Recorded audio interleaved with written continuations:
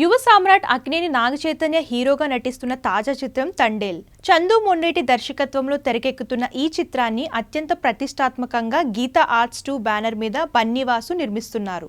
అయితే ఈ సినిమాను అల్లు అరవింద్ సమర్పించనున్నారు. నిజ జీవిత కథగా జరిగిన ఒక సంఘటనను ఆధారం చేసుకుని ఈ సినిమాను తెరకెక్కిస్తున్నారు. శ్రీకాకుళం నుండి గుజరాత్ కు వెళ్లి అక్కడి తీరంలో చేపలు పట్టేందుకు వెళ్లిన కొందరు యువకులు పాక్ నేవీ సిబ్బందికి చేత చిక్కి పాకిస్తాన్ జైలు శిక్ష అనుభవించాల్సి వచ్చింది. ఆ సమయంలో తన ప్రియురాలు శ్రీకాకుళంలో ఉండడంతో హీరో ఎలాంటి ఇబ్బందులు పడ్డాడు, చివరకు వాళ్ళంతా పాకిస్తాన్ జైలు నుండి ఎలా బయటకు వచ్చారు, అలాంటి అంశాలను చాలా న్యాచురల్ గా తెరకెక్కిస్తున్నారు. ఈ సినిమా ముందుగా డిసెంబర్ నెల 2024లో రిలీజ్ చేస్తారని అనుకున్నారు.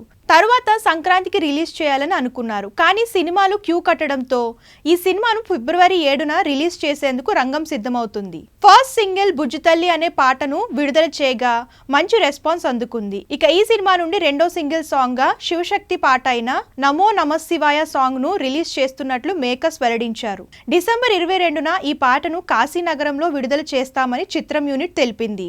అయితే ఇప్పుడు ఈ పాట రిలీజ్ వాయిదా పడినట్లు మేకర్స్ ప్రకటించారు.